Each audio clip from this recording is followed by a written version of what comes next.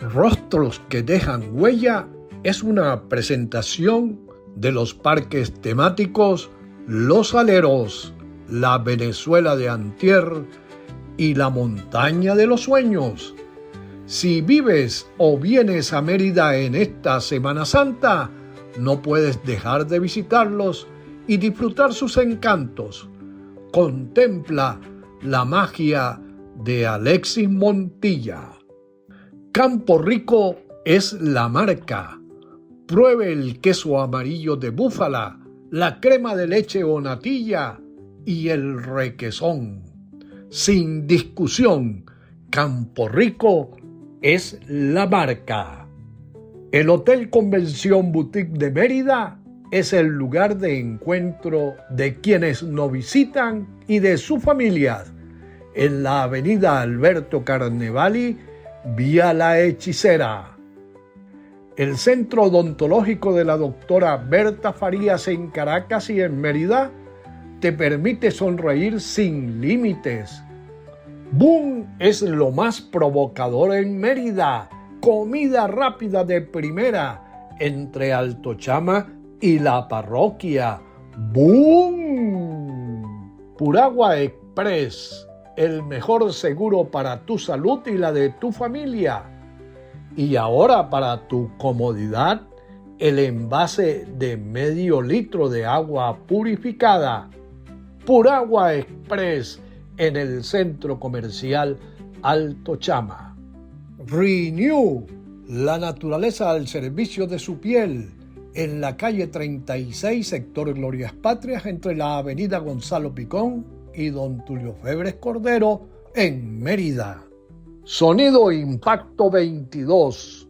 Venta y alquiler de equipos audiovisuales en el segundo piso del Centro Comercial Las Tapias.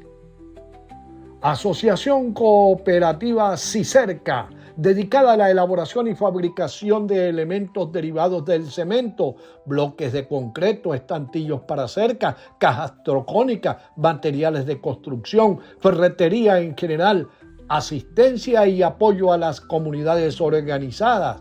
Avenida Centenario, 100 metros arriba del Centro Comercial Centenario, al lado del Villa Suite. Este es el mensaje de civismo. Si eres conductor o peatón, demuestra tu civismo cumpliendo lo establecido en la ley de tránsito. Practiquemos el civismo todo el tiempo. Este fue el mensaje de civismo.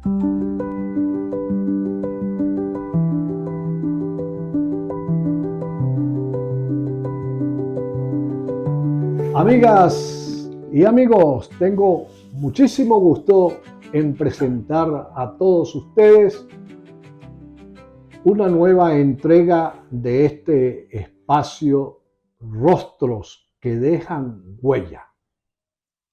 Hoy les vamos a mostrar el rostro de Acacio Sandia Briceño y él nos va a contar su historia.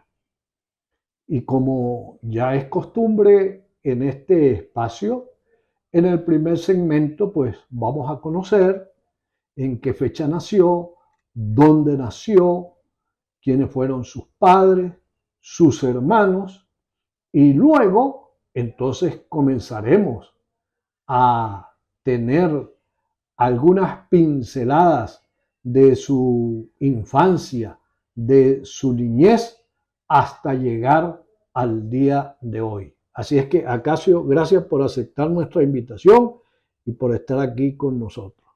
Muy bien, Tuto. Bueno, yo nací el 16 de diciembre de 1944. O sea, prácticamente dentro de un mes usted está cumpliendo 80 años. 80 años nada más. Excelente, qué buena noticia. Mis primeros 80 años. Así es. De verdad que yo nací acá en Mérida, en el antiguo Hospital Los Andes. Mi padre es Román Sandia Ramírez, chiguarero, y mamá Mary Lucila, mi tía, y su tía, Briceño Ferrini de Sandia Ramírez, también chiguarera. Ambos nacidos, toda mi mis ancestros son prácticamente chiguareros, ¿no? Excepto los abuelos, ¿no? El abuelo Sandia era de La Grita, De La Grita. estado Táchira, y el abuelo Hilarión era de Ignotú. De Trujillo, claro. Sí. Yo inicié mis estudios de primaria en una escuelita de Doña Dolores Calderón. Allá en Chiguará. No, aquí en Mérida. Aquí en Mérida, ubicada en la avenida 4 Bolívar, entre las calles 16 y 17, ¿no? Hacia Milla. Hacia Milla. Una señora muy, muy estricta, ¿no? De palmeta pareja, ¿no? Y tenía una escuelita que la atendía junto con su hija, que le decían Doloritas. Doña Dolores y Doloritas. Allí estudié kinder, primero, segundo grado, perdón, y después me fui al Colegio San José, donde estudié mis restos de primaria y todo el bachillerato. Yo fui de la última promoción que salió del Colegio San José antes que fuera cerrado. Egresé de ahí como bachiller en 1961. Y ahí pues ingresamos ya a la universidad, ¿verdad? Ahora, su niñez es en la ciudad de Mérida, no es en Chiguará. No, es aquí en Mérida. Siempre ya mis papás se habían mudado para Mérida porque ya mis hermanos mayores pues tenían que estudiar, debían empezar también la universidad, y entonces se mudaron de Chiguará, aunque creo que ellos estaban viviendo, cuando yo estaba por nacer, estaban viviendo en Lagunillas de Mérida, porque mi papá tenía un negocio allá de víveres, alguna cosa de estas. Pero mi niñez recurrió siempre acá en Mérida. Vivíamos en la calle Rivas Dávila, número 549, entre la avenida Serpa y la avenida Rodríguez Suárez. Ahí vivimos durante muchísimos años. Yo creo que toda mi niñez la vivimos ahí en esa casa. Éramos vecinos de señor Guzmán, el papá de Alfonso Guzmán Brito, el negro cirujano. Claro. Fuimos muy buenos vecinos allí. Del señor Luján, el que tenía aquella negocio de almacenes Pepito, creo que se llamaban, por la avenida 3 Independencia. Fuimos vecinos ahí también de quién más, de la familia Newman, de doña Tila. Alberto. Claro, doña Tila Newman Claro. vivían allí también en la esquina de esa cuadra, de la calle Rivas Dávila. Pero siempre, por supuesto, todas mis vacaciones, desde julio hasta el 15 de septiembre, los pasamos siempre en Chiguará. Nos íbamos allá a la hacienda del abuelo Pantaleón, la hacienda San Pedro, y esa era mi vida, simplemente desde muy carajito, iba a decir, con el perdón de la audiencia. Claro, pues esa es una palabra corriente. Común y corriente. Siempre fui muy ligado al campo, siempre nos agradó muchísimo, y todas mis vacaciones las pasamos allá. Era difícil que yo pasara unas vacaciones fuera de Chiguará. Recuerdo que cuando estudiaba sexto grado, el padre tocayo mío, por cierto, Acacio Velandria, un padre jesuita tachirense, nos puso, cuando regresamos de las vacaciones, que hiciéramos una composición, como se llamaba en aquel entonces, claro, sobre mis vacaciones. El relato que uno hacía. Y por supuesto, todo el mundo que habían ido para Caracas, que habían ido para tal parte. Y yo yo pasé vacaciones en Chiguará, en tal parte, lo que hacía todos los días, desde que me levantaba hasta que me acostaba. Seguramente usted disfrutó más de los que fueron para Caracas. Y por muy probablemente. Y me gané, por supuesto, como la mejor composición de las vacaciones, cómo fueron mis vacaciones, que me había puesto el padre Velandria. Bueno, en aquel entonces, pues, tenía caminar todos los días, de mañana y tarde, ¿no? Desde la calle 17 hasta la calle 24, que es donde quedaba, claro, donde estaba el Colegio San José. Allí, por supuesto, siempre en el colegio era a jugar fútbol, que era una de las cosas más que insistían siempre los curas con todos vascos, por supuesto, con gran favoritismo. Era el deporte rey del colegio. El deporte rey, sí. ¿Qué más se jugaba? Bueno, jugábamos, por supuesto, metras, ¿no? Trompo, las cosas de esos. En el vecindario, allí donde vivíamos, en la calle 17, éramos un grupo bastante grande de muchachos, ¿no? ¿Los recuerdas? No. Sí, como no, aparte de Alfonso Guzmán, estaban los hijos del doctor Valeri, que era el farmacéutico del hospital, Fernando y Miguel Lorenzo Valeri. Estaba una familia de apellido Avendaño, que viven también en la esquina. De verdad que ahí jugábamos también fútbol en la calle, jugábamos básquet, con una... No había tantos vehículos. No había tantos carros ni nada. De manera que en la calle vivíamos permanentemente jugando en la calle. Y en la casa, por supuesto, mi abuela María vivía muy cerca, en la avenida 5 Serpa. Ahí estaba, por supuesto, Álvaro Sandia. Los otros primos Uzcate que vivían también por la misma calle, ¿no? Los de John vivían también en la avenida 5, un poquito más abajo. Ellos vivían entre las 17 y las 18. De manera que con los de John Mayolo, con los primos Uzcate y Briceño, con Álvaro Sandia, con Guzmán, hacíamos una pandilla bastante grande. No sé si recuerda aquel terreno del doctor Hugo Parra, que fue, en algunas partes era circo de toros, ¿no? ¿Te acuerdas? Belén. Ajá, ahí por la avenida, por la Rodríguez Suárez. Exacto. Ahí había un terreno muy grande y ese terreno coincidía con la casa de los Valeri. De manera que ahí hicimos un club que se llama Club Social Deportivo Belén, ¿no? Y ahí pues arreglamos el terreno y jugábamos también fútbol y teníamos algunas actividades así, entre comillas, muy intelectuales, ¿no? Teníamos un pequeño periodiquito, escribíamos tonterías allí, cosas, ¿no? Y ¿Era un club? Era un club, ¿no? De chamos, pero era un club. Era un club, sí. Que yo lo presidía y el secretario era Alfonso Guzmán. Ah, sí. El secretario del club. ¿Qué otras cosas te podría contar? Además del fútbol, ¿practicaste algún otro deporte? Jugué un poco de tenis, ¿no? Ajá. En las canchas antiguas de la universidad, claro. ¿no? Jugamos tenis, había en el country viejo, que quedaba ahí donde estaba el banco provincial. Allí también había una cancha de tenis, y no sé, porque no éramos socios, pero quizás por la tía Temila, algo así que iba con Álvaro, nosotros también fuíamos a jugar. Era una sola cancha, que ya allí era muy poco.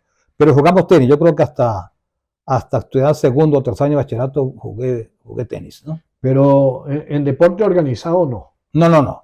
Cuando fuimos miembros de la Juventud Católica Venezolana, ¿no? En Mérida, sí hicimos un grupo de fútbol y jugamos, creo que en el campeonato infantil merideño, ¿no?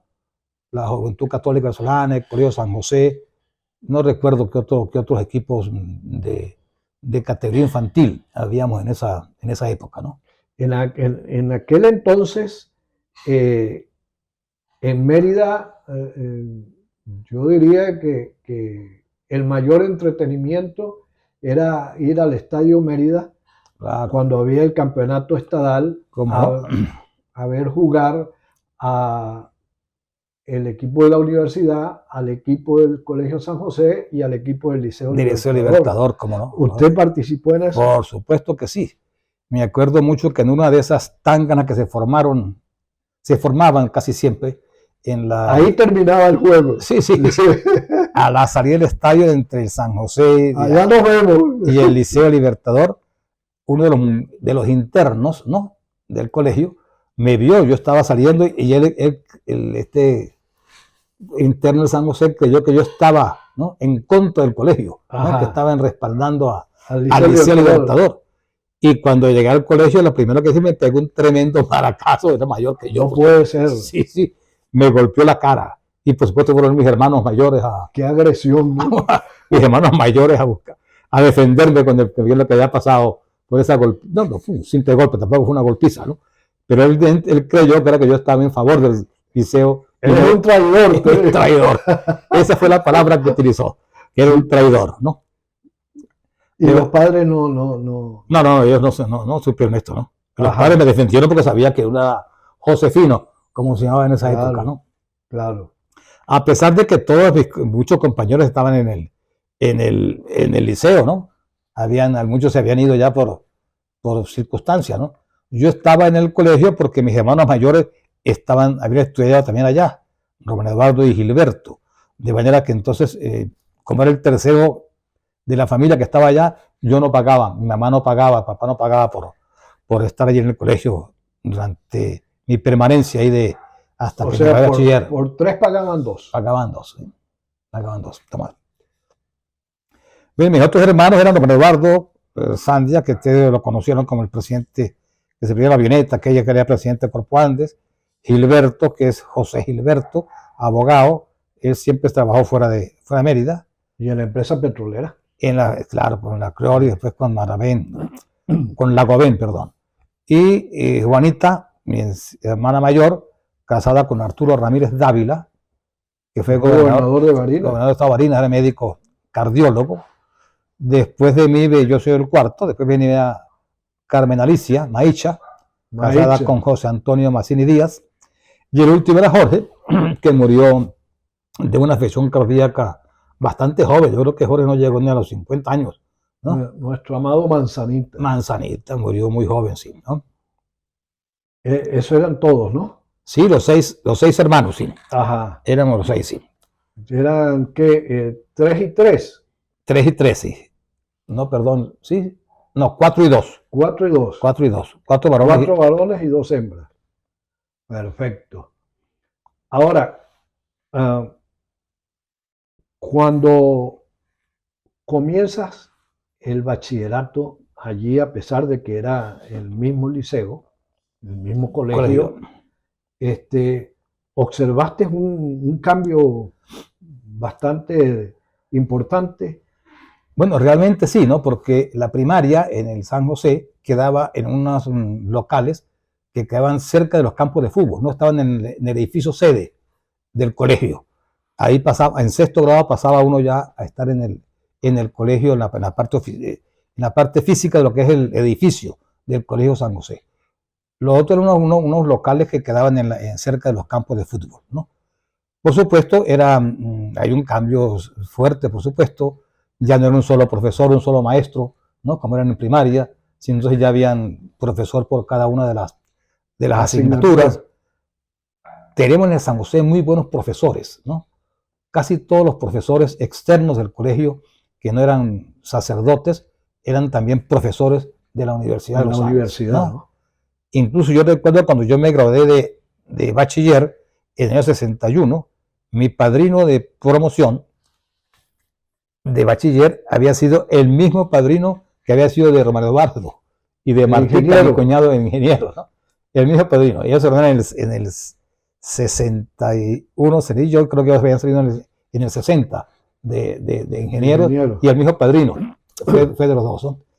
El doctor Luis Rangel Sánchez, por supuesto, era el jefe de la cátedra de anatomía de la universidad. El doctor X. Harclais era el titular de la cátedra de embriología, y los dos eran profesores nuestros de biología en el quinto año de bachillerato. El doctor Mario Spinetti Berti fue un bioquímico con una gran actividad, exdecano de la Facultad de Medicina, fue nuestro profesor también en tercer año de bachillerato. Y cuando estudiaste allí en el Colegio San José, ¿quién era el padre rector? El rector era el padre Arismendi. Arismendi. Y el padre, el prefecto, que era el que mandaba realmente. El prefecto. El prefecto primero fue el Pascasio Arrigotúa, y después fue Machín Barrena. Machín Barrena. Machín Barrena, que era un vasco de esos. Bravo, bravo. ¿Cómo no? Ese se quitaba la sotana y se caía de golpe después del fútbol. Así es, sí.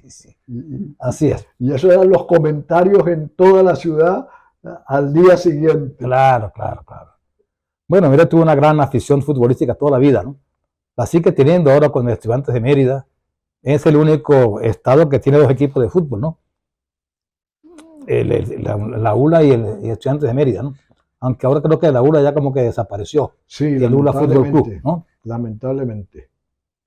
Solo queda Estudiantes de Mérida, sí. Bueno, ahora hay que hacerle fuerza a uno solo. Claro. Bueno, y ahora queremos, que nos diga qué le motivó a estudiar medicina. Bueno, quizás una cosa, papá siempre quiso tener un hijo médico, ¿no? Ajá. Él decía que las únicas personas que funcionaban muy bien eran los curas y los médicos, ¿no? Las mejores profesiones que habían, los curas y los médicos. Y lo otro, yo creo que fue la vivencia que tenemos siempre con el tío político Manuel Alfonso Chuecos Poyoli, el tío Focho. El Focho. Que fue el pediatra de todos nosotros, ¿no? Y entonces tenía una manera de ser muy, muy especial, ¿no? Un tipo sorprendente, generoso, prudente, y entonces nos atendió a todos, desde los mayores hasta los menores, ¿no? El papá de Susana. Exactamente, el papá de Susana. Y entonces quizás esa fue una de las personas que más me motivó realmente a que estudiara medicina, ¿no? Después uno pues tiene una vocación de servicio, creo que una de las profesiones donde uno se presta más para servir al prójimo, creo que es la medicina. Pero háblenos de su ingreso a la universidad, de las actividades que usted haya cumplido como estudiante, como bachiller, como integrante del movimiento estudiantil en la universidad, o no hizo usted ninguna actividad de esa. Bueno, yo inicié en la universidad en 1961, ¿verdad? Terminó en el Colegio San José y de una vez ingresó. Ingresamos de una vez en así. No hubo necesidad de presentar examen ni nada de eso. En esa época no había problemas de cupo todavía, ¿no? Ajá. De verdad que ingresé inmediatamente el mismo año a la Facultad de Medicina. No perdió usted, pero nada de tiempo. No, salí en julio, 15 de julio, y ya en septiembre. Y regresó a la universidad, ¿no? Por supuesto, recibimos el bautizo de ley como recién, ¿no? La peluqueada que le echaban a uno el baño con agua cuando uno primer ingreso a la universidad. A partir en segundo y tercer año de medicina, fui preparador de trabajos prácticos de la cátedra de histología. Ese fue el primer trabajo remunerado que yo tuve. Ganaba el sueldo de esa época eran 300 bolívares, ¿no? 10 bolívares diarios. Ajá, más o menos, decía la cuenta, sí. Pero era platica. Como no, abrí una cuenta en el Banco Unión y guardaba 100 bolívares, le daba a mamá 100 bolívares y yo ahí me caen 100 bolívares para el parrandeo. Para el parrandeo, sí, al parrandeo. Después, fui 2 años preparador. Ya cuando era un poquito complicado, cuando empezamos ya el cuarto año, concursé para estar en la cátedra de farmacología como preparador también. Pero realmente no quería quedar porque me colidía mucho con las actividades que uno tenía que cumplir, ¿no? Claro. Y que estaba mucho tiempo. Me hacían falta, pero como tenía esos ahorritos, no gastaba nada, algo me alcanzó para completar, usted siempre, terminar. Siempre iba con alguien que lo brindara. Así es. Ajá, sí. Y entonces fui representante estudiantil al claustro universitario, ¿no? Ajá. En esa época, por supuesto, no había había muchos conflictos, por supuesto, ¿no? Porque fue cuando se empezó la división de Acción Democrática, la formación del MIR, ¿no? De manera de que fue difícil esos problemas, ¿no? Y la constitución de células guerrilleras. Exactamente. Y tenemos un grupo de gente en la universidad, en todas partes había gente que estaba ya metida incluso en las guerrillas. Cuando nosotros nos fuimos a graduar, por cierto, pasó una cosa muy curiosa, porque en esa época no habían tantas comunicaciones como actualmente, no habían celulares, ¿no? Y nosotros, un grupo, estábamos de pasantía rural. Yo estaba en Rubio, haciendo la pasantía rural, y aquí había un paro en la universidad, nosotros no nos enteramos inmediatamente. De manera que nos graduamos 1 mes y medio antes que los otros compañeros, ¿no? ¿Por qué? Porque estábamos por fuera, ¿no? Ajá. Y nosotros estamos en Rubio, no nos enteramos que había un paro y que estaba en cabo esto. Y allá, como estamos lejos de la ciudad, nosotros seguimos. Ustedes cumplieron con la carga académica. Y cuando terminamos, resulta que aquí habían suspendido las clases de las otras pasantías de obstetricia y de cirugía y medicina, y nos graduamos 1 mes y medio antes, ¿no? Por cierto que nos pusieron un sobrenombre, no recuerdo cuál fue el sobrenombre que nos pusieron. Sí. Porque no me acuerdo el nombre ahorita. Pero como esquiroles. Exactamente, los esquiroles. Así me lo pusieron. Y entonces, como yo soy de Mérida, el doctor Raúl Arellano es el director del hospital. Y entonces me llamó y me dice, Sandy, usted ya registró su título. Sí, ya está registrado, doctor. Bueno, yo quiero que se venga para acá, para el hospital, porque tengo unas doctoras que están de permiso pre y postnatal y estoy sin personal. ¿Y ese era el Hospital Los Andes? No, el Hospital Los Andes. El Hospital Los Andes. Por eso. Ahí empezamos nosotros. Ajá. Y resulta que los bachilleres que estaban de guardia conmigo, yo era el doctor Sandia, ¿no? Pero sabía exactamente igual que ellos, que estaban, tenía 1 mes y medio nomás de experiencia, ¿no? De manera que eso fue, cada caso que llegaban me decían, doctor Sandia, ¿usted qué opina? Mire, doctor, ¿qué pide? Y me tenían a monte, por supuesto. Las guardias eran de 12 horas consecutivas. Caramba. Y de noche, me acuerdo que la primera guardia fue de noche, de 7 de la mañana, 7 de la noche a 7 de la mañana. Recuerdo que llegué a la casa y creo que dormí 36 horas consecutivas. Que mamá llamó a Focho, por cierto, que yo estaba. A ver qué pasaba. Porque fui un esquirol, me gradué mes y medio antes que los otros compañeros. Increíble, ¿no? Sí, sí, sí. Ya Acacio nos contó que ellos se graduaron mes y medio antes de cuando le tocaba efectivamente graduarse a sus demás compañeros. Y como ellos no se enteraron que en la universidad había paro y como no existían ni celulares ni nada prácticamente, pues ellos siguieron cumpliendo sus actividades allá en la zona rural del Rubio donde estaban,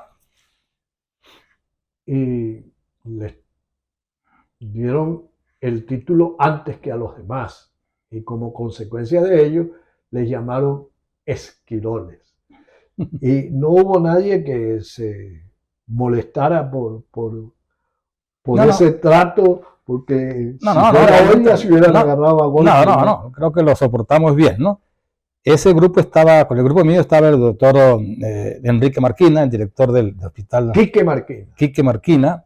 Estaba el doctor Villasmil, que fue el jefe de oncología, el primer Octavio, primer radioterapeuta acá de Mérida.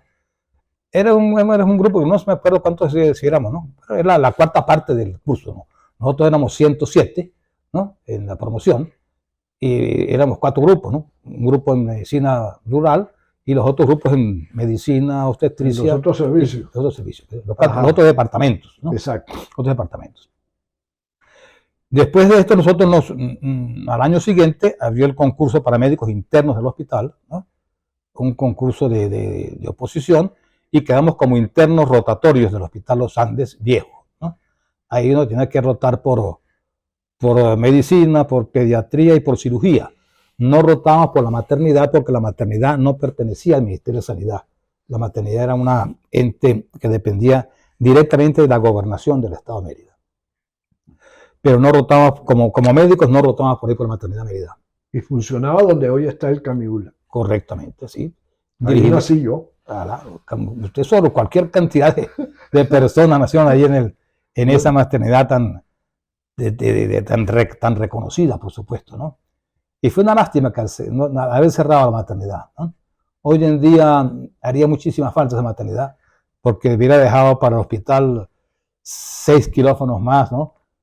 Como 60 o 80 camas más para el resto de las otras especialidades que no caben en el hospital ahorita, ¿no? Así es. Hicimos entonces el internado duraba durante 2 años, el internado rotatorio.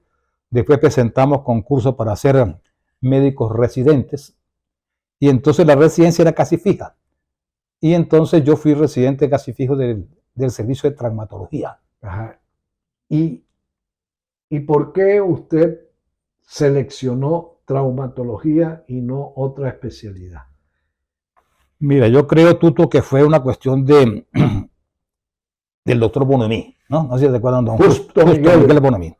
Era el jefe del servicio de traumatología, pero era el médico de mamá. Fui con ella varias veces al hospital, ¿no? Él no tenía consultorio privado, atendía en el hospital. Y entonces mamá tenía un problema de la bursitis y él le hizo unas infiltraciones locales y yo fui con ella. Y después mi sobrino mayor, Román José Sandia Saldivia, tenía un problema de genus varus, ¿no? Unas rodillas muy separadas, ¿no? Eso quiere decir que pasaba una pelea de perros, claro, por el medio. Y entonces él estaba tratando con un calzado ortopédico también para corregir esa deformidad. Y no sé, quizás estaba muchacho, y esas fueron quizás las primeras indicaciones, las primeras manifestaciones de estar cerca de un médico especialista, ¿no? Y después, cuando estaba uno estudiando, lo vimos operar. Era un excelentísimo cirujano, ¿no? De manera que me atrajo mucho, y además el trato de él era una persona muy agradable, el doctor Bonamín, de esos jefes de verdad, que se saben imponer sin groserías y sin ninguna cosa ni voz altisonante, sino era con calidad humana. De manera que eso me hizo meterme por allí, por la traumatología, ¿no? Ahí descubrió usted la vocación. Ahí descubrimos la vocación, sí.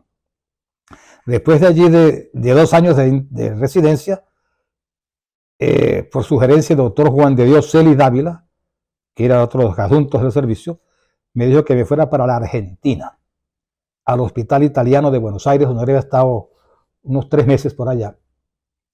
Y me dijo que era una excelentísima escuela, que estaba a nivel de las escuelas europeas y de cosas, que tenía la gran facilidad del idioma, que no tenía que estar aprendiendo otro idioma, que fue una desgracia, porque eso no hubiera ido al exterior hubiese aprendido el inglés u otro idioma. Claro. De manera que ya también pasamos casi 2 años en el Hospital Italiano de Buenos Aires, y fui después a Sao Paulo, a la Santa Casa de Misericordia de Sao Paulo, a completar 4 meses más de formación en ortopedia y traumatología. Y cuando regresé en 1970, yo regresé en diciembre de 73 para las elecciones de ese año, y ya estaba el hospital recién inaugurado, el Hospital Universitario de los Andes. Sí. Por cierto, cuando llegué me invitaron a almorzar, ¿no? El doctor Guillén, el doctor Celis y el doctor Herrera, que ya estaba en el servicio, a la casita de las Rosas. Ajá. De esa época, ¿no? Y por supuesto, sin haber ingresado al servicio ni tener ningún puesto, me encasquetaron las guardias del 24 de diciembre. O sea, encontraron a ella. Sí, pero es cierto que en la fiesta de fin de año de la familia estábamos en la casa de la tía Braulio, ahí en la avenida Bolívar. La Bolívar. Y yo estaba de guardia del hospital, pues así, impuesto. Yo ni siquiera era miembro del personal del hospital, no había ingresado al hospital todavía, ni a la universidad.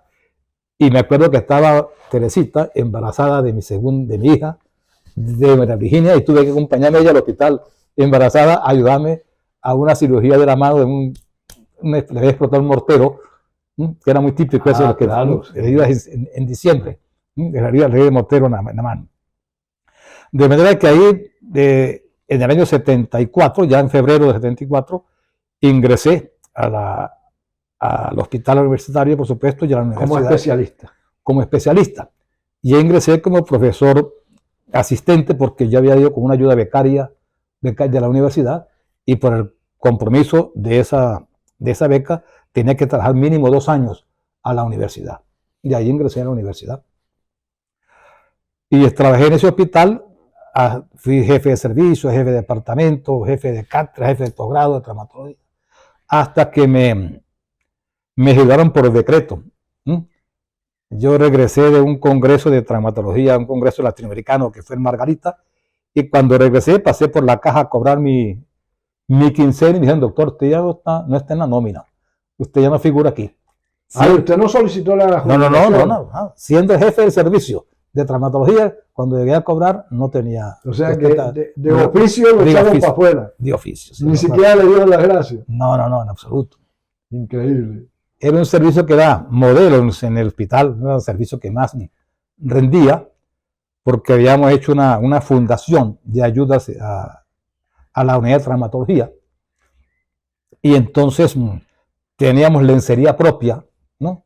Marcada con fundador, se llamaba, claro, Fundación de Ayuda Ortopedia y Traumatología.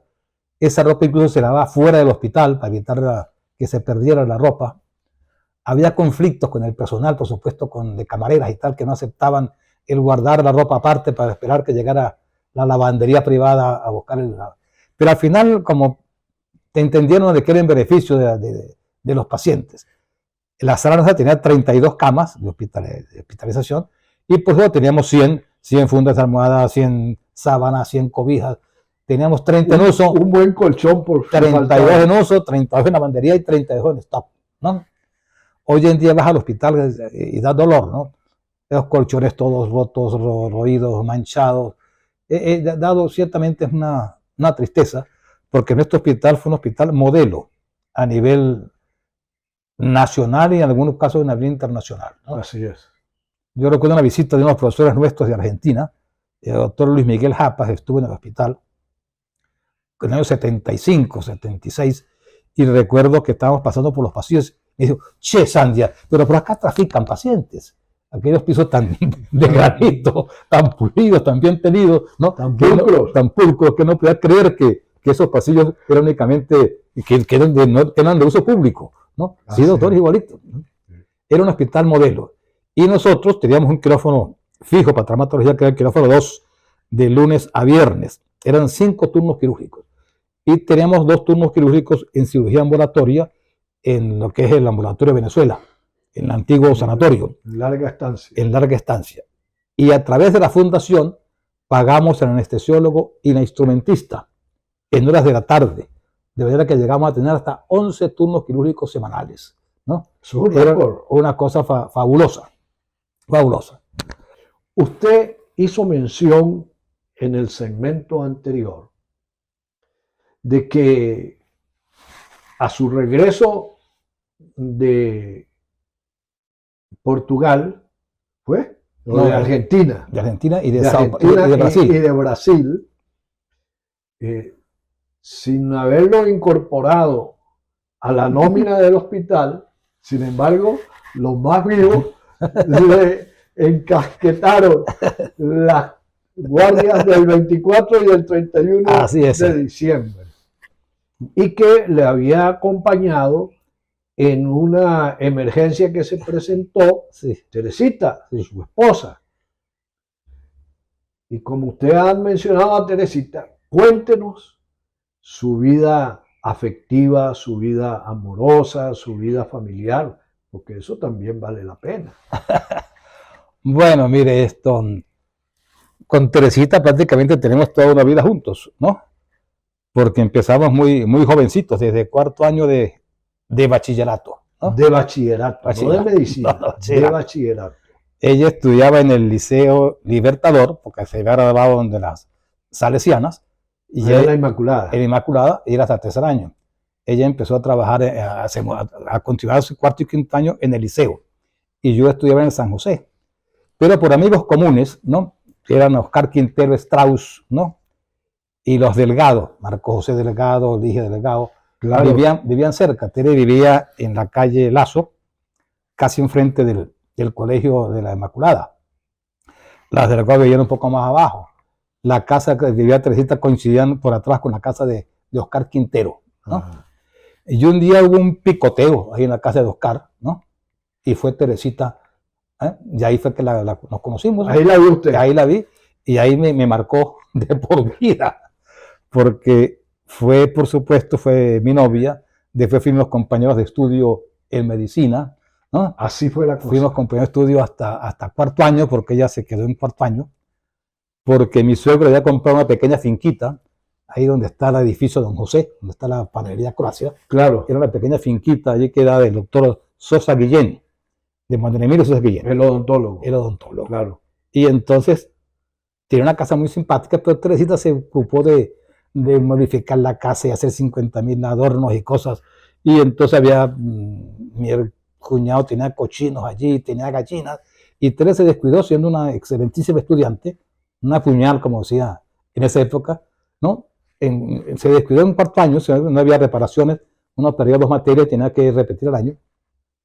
Y entonces ella se quedó en 4º año, yo avancé y me rodeé un año antes que Teresa. De bachiller. No, de médico. De médico. En 4º año de medicina. Yo empecé a contar en 4º año de bachillerato. Por eso. Pero después nos fuimos compañeros de estudio en medicina también. Claro. Entonces fuimos compañeros de estudios, después fuimos novios, esposos, ahora somos abuelos, ¿no? No somos todavía bisabuelos, aunque ya los nietos mayores tienen edad. Ajá. Y están casados. En cualquier momento aparece la noticia. Así es, sí. De manera que con tengo toda una vida completa. Ya cumplimos que nos casamos en 1970, ¿no? De manera que vamos a cumplir 55 años de casados. Tenemos 54 años casados. Ajá. Y cuéntenos de los chamos. Bueno, tenemos 3 hijos: Acacio José, María Virginia y Jorge Alejandro. Acacio José es técnico superior en construcciones, cosas de estas, ¿no? Es casado con una ingeniero de computación, no, ingeniero eléctrico, perdón, ¿no? Una muchacha de Valera, de apellido Perdomo. ¿Y está aquí? No, él vive en Salamanca. Él se fue para España hace ya como 6 o 7 años, ¿no? Primero porque el hijo mayor de él, es su segundo hijo, se fue recién graduadito, se fue para Inglaterra. Y empezó a trabajar inmediatamente allá, ¿no? Cuando son los chamos tienen sus contactos y cosas. Y Acacio José se fue para Inglaterra porque dijo, este muchacho no le gusta mucho los cobres y no va a estudiar. Entonces se fue a conquistarlo, ¿no? Y fuimos para que se regresara. Entonces yo fui con Teresita para allá, para Europa, y entonces coincidimos en Salamanca porque es mucho más barato estudiar en España que en el Reino Unido. Y entonces hasta fuimos a la universidad de Salamanca para buscar información de estudio. Y al final de cuentas, Acacio José se quedó allá en Inglaterra, llegó a ser empleado de su hijo en la empresa donde estaban trabajando. O sea, que el hijo era quien tenía la razón. Sí. Y al final, todos se van a pasar la banca porque era mucho más... la esposa se había quedado aquí en Mérida, la hija mayor estaba ella es abogado y periodista, pero se había ido a Argentina. Ajá. Estaba casada con otro colega abogado también, maracucho, por cierto, ¿no? Pero ya estaban instalados allá en Buenos Aires. En Buenos Aires primero. Y después se sumaron todos, están todos allá viviendo en Salamanca. Todos trabajan, todos están contentos, muy bien están allá, afortunadamente, ¿no? Qué bueno. Es una ciudad muy grata, muy bonita, Salamanca, ¿no? ¿Y la chama es la del medio? La chama es del medio, María Virginia. María Virginia. Que tengo la gran suerte de vivir aquí enfrente de mi casa. Viví aquí mismo. Aquí mismo. Y esta casa la partimos en dos, y entonces al otro lado vive mi hijo menor, Jorge Alejandro vive ahí al lado, y María Virginia aquí enfrente, aquí estamos todos. O sea que no se han separado. No nos hemos separado. No se han separado. No nos hemos separado. Y tenemos 6 nietos, ¿no? Acacio José tiene una parejita, María Virginia tiene 2 niñas y un varón, y Jorge tiene un varón, que de paso quedó ahorita subcampeón en esgrima, fue subcampeón. ¿Es esgrimista? El Estado de Mérida quedó subcampeón en los Juegos Nacionales, que están en Puerto La Cruz ahorita. Ellos quedaron subcampeones. Él participó. Él participó. Oye, con su medalla de bronce, claro, su medalla, no, de subcampeón de los Juegos Nacionales en 2024. Esa es ¿Y qué hace? ¿Espada, florete? Él es, creo que es espada.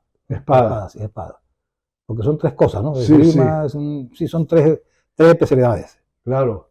Pero se dedicó desde muy chamito, ya creo que tiene... Son 3, espada, florete y sable. Ajá, no, creo que es florete.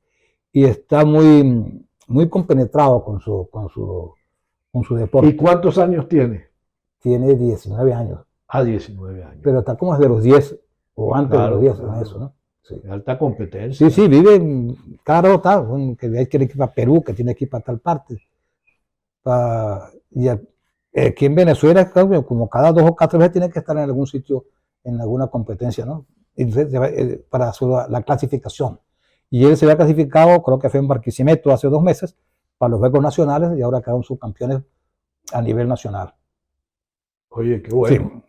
Qué bueno. María Virginia es casada con un excelente persona, Luis Miguel Burguera Gómez, hijo del odontólogo de Ezio Burguera. Ezio Burguera Sardi. Ajá, ¿no? Claro. Y tienen sus 2 hijos de ella, también viven en Salamanca, los hijos mayores están allá en Salamanca, y apenas está la menor aquí, que tiene 12 años. O sea que de los 6 nietos, apenas tenemos 2 acá. Los otros 4 están en Salamanca. Ah, sí. Los otros 4 se fueron para Salamanca.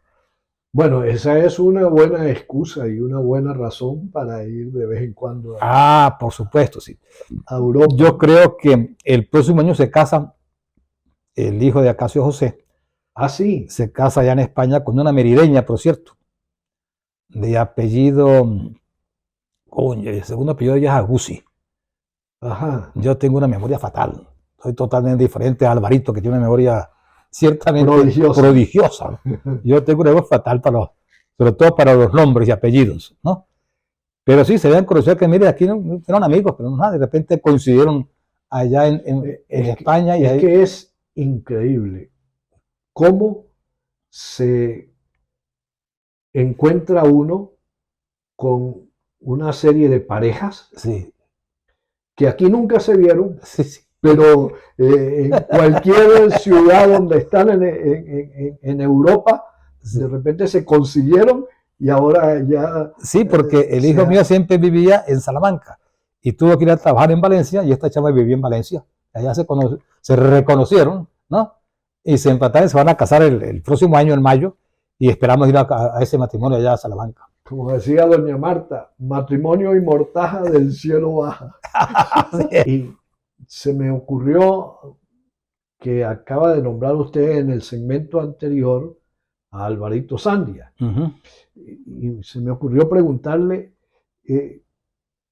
muchas veces no le han confundido con Alvarito o le han mencionado o le han preguntado, usted es hermano de Álvaro, tanto Sandia, todo ese. No, sí, muchas. Lo primero porque tenemos los mismos apellidos. Por eso, Sandia Briceño, porque eran dos hermanos Sandia con dos hermanas Briceño. Y tenemos los mismos apellidos. Casi siempre y más, nos consideramos hermanos, ¿no? Casi siempre no digo es mi primo, no, sí, es mi hermano, no tenemos por qué desconocer eso, ¿no? Y con Alvarito, como le conté un principio, que él vivía en casa de la abuela y vivíamos muy cerca, ¿verdad? Que siempre hubo una relación de amistad y de hermandad muy grande, muy grande. Y seguimos siendo excelentes hermanos, realmente, ¿no? Coincidimos en muchas cosas, por supuesto. Él es una persona muy avesada en muchas cosas, Alvarito, ¿no? Muy leído y es un intelectual realmente, Álvaro, ¿no? Yo creo que aquí hay que repetir lo que le dijo Gonzalo Barrios a Carlos Andrés Pérez. Le falta un poquito de ignorancia. Yo creo que sí, le falta un poquito. Porque opina de todo, el compadre Sánchez opina de todo. Le falta un poquito de ignorancia. Bueno, mira, yo creo que cuando me sacaron porque fui sacado del hospital prácticamente, ¿no? Esa jubilación así por decreto. Entonces, yo había hecho muy poca medicina privada, ¿no? Porque no hacía falta en aquella época, no vivía bien con el sueldo de la universidad y del hospital, no pudimos tener siempre 2 vehículos, hacer la casa, ¿no? Construir la casa, de manera de que no nos hacía falta. Pero entonces, a raíz de eso, me dediqué al centro clínico, ¿no? Y entonces fui director gerente del centro clínico durante 8 años, ¿no? Y hicimos una labor muy agradable allí porque logramos construir todo lo que es el piso 5, que era una simple azotea, ¿no? Y empezó a gotearse la parte de los quirófanos y de terapia intensiva. Entonces allí hicimos una modificación completa, instalamos allí la farmacia, las zonas de administración, un auditorio para 80 personas, muy grato. Bueno, logramos instalar por primera el tomógrafo axial computarizado, nuevos equipos de rayos X. De verdad que pasamos allí 8 años muy contentos porque logramos hacer una buena obra y convertimos a la clínica en lo que hoy en día sigue siendo la mejor clínica del estado de acá de Mérida, ¿no? El cambio fue, pero total. Sí, se hizo desde todo punto de vista, sí, ¿no? Se hizo una inversión grande allí porque había cómo hacerla, ¿no? Eso lo hicimos. Yo creo que en la raya, ¿no? Sí. Nos faltó el resonador magnético, ¿no? En la raya, porque caímos en el año 14-15, que fue la debacle del país, ¿no?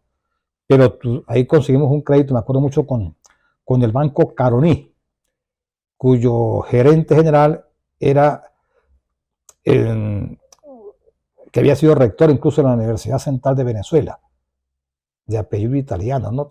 Como te digo, mi memoria no es igual que la de Alvaro. Entonces no lo recuerdo, pero a través de teníamos siempre nos facilitó la plata para hacer esas inversiones que se van a hacer a buena época, pues, ¿no? A buena época. Hoy en día es imposible hacer una tipo. ¿Cómo se puede mantener una instalación como el centro clínico cuando a veces no hay ningún paciente hospitalizado? Así es, yo creo que tengo que... Ese es un acto de heroísmo. Felicitar a la directiva actual, presidida por la doctora Ruiz, ¿no? Porque realmente eso que estás tú contando es cierto. Hoy fui a la clínica hoy no había ningún paciente hospitalizado, ¿no? había un paciente en terapia intensiva, pero en los pisos no había ningún paciente. Cuando antes aquello se agarraba, había que hacer cola. Había que hacer cola, ¿no? Nosotros llegamos a operar en un mes 200, en octubre del 2008, 250 pacientes. ¿En un mes?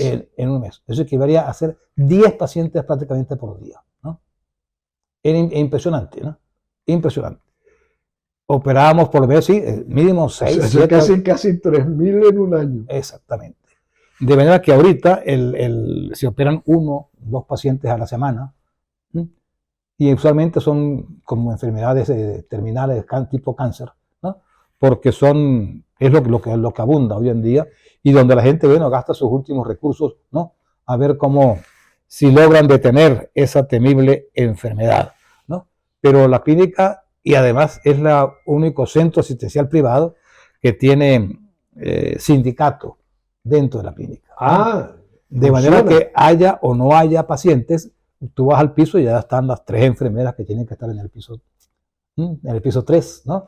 Vas a la emergencia y ahí tienen que estar, por supuesto, las 2 enfermeras de emergencia, el médico de guardia, el técnico radiólogo de guardia. Y no de gratis. Exactamente. De manera que ha sido muy fuerte para la clínica, pero se mantiene, ¿no? Yo no sé cómo hace la doctora y el equipo directivo actual, ¿no? Rescatando plata de un lado para otro, ahorrando lo mínimo que puedan ahorrar para poder tener la clínica abierta, que realmente no es, como dije, que es la clínica más cara de Mérida, en absoluto. En estos días operé a un paisano chiguarero que estaba en el hospital y estaba desesperado, que tenía el doctor, sáquenme de aquí, yo no aguanto más.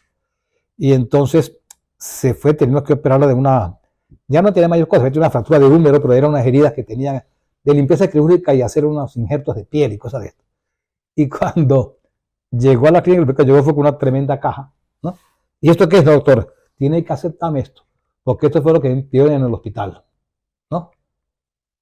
Y ya cuando el gorro de los médicos, de los cirujanos, los tapabocas, las compresas, medio litro de alcohol, medio litro de agua oxigenada. O sea, lo que le habían dicho en el hospital que para poderlo operar allá, tenía que llevar todo eso. Y como no tenía comprado, ¿no? Por supuesto lo llevó para la clínica.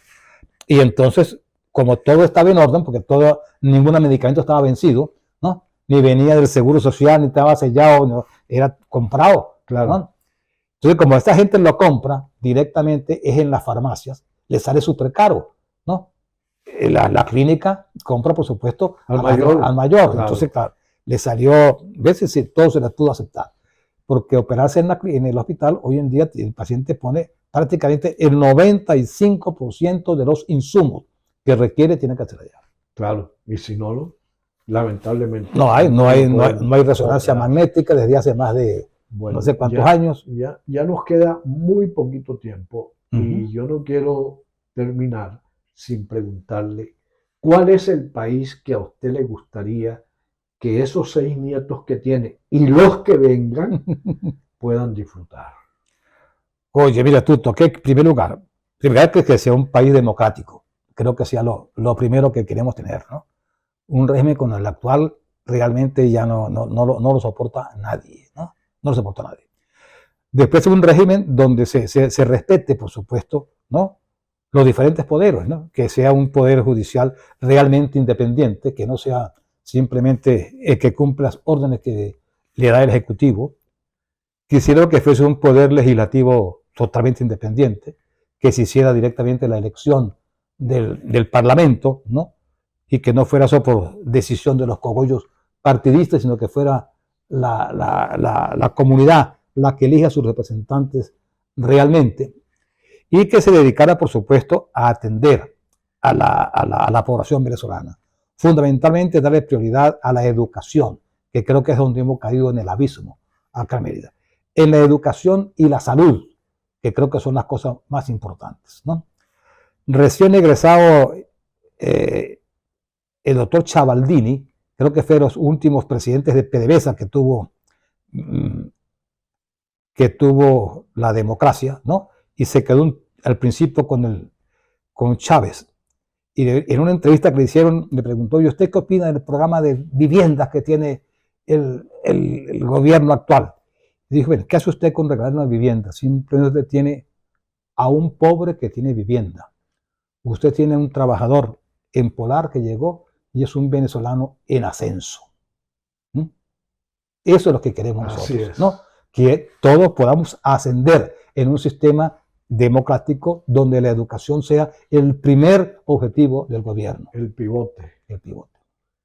Agradecemos muchísimo a Casio Sandia Briceño por habernos hoy mostrado su rostro, pero además por habernos relatado muy sucintamente, pero con gran riqueza, su historia personal. A ustedes, gracias por la audiencia y será hasta una nueva oportunidad. Rostros que dejan huella fue un obsequio de los parques temáticos Los Aleros, la Venezuela de antier y la montaña de los sueños. Si vives o vienes a Mérida en esta Semana Santa, no puedes dejar de visitarlos y disfrutar sus encantos. Contempla la magia de Alexis Montilla. Campo Rico es la marca. Pruebe el queso amarillo de búfala, la crema de leche o natilla y el requesón. Sin discusión, Campo Rico es la marca. El Hotel Convención Boutique de Mérida es el lugar de encuentro de quienes nos visitan y de sus familias. En la avenida Alberto Carnevali, vía La Hechicera. El Centro Odontológico de la doctora Berta Farías en Caracas y en Mérida te permite sonreír sin límites. Boom es lo más provocador en Mérida. Comida rápida de primera entre Altochama y la parroquia. ¡Boom! Puragua Express, el mejor seguro para tu salud y la de tu familia. Y ahora, para tu comodidad, el envase de medio litro de agua purificada. Puragua Express en el centro comercial Altochama. Renew, la naturaleza al servicio de su piel, en la calle 36, sector Glorias Patrias, entre la avenida Gonzalo Picón y Don Tulio Febres Cordero, en Mérida.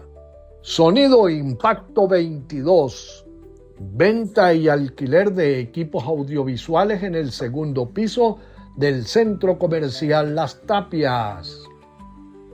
Asociación Cooperativa Cicerca, dedicada a la elaboración y fabricación de elementos derivados del cemento, bloques de concreto, estantillos para cerca, cajas trocónicas, materiales de construcción, ferretería en general, asistencia y apoyo a las comunidades organizadas.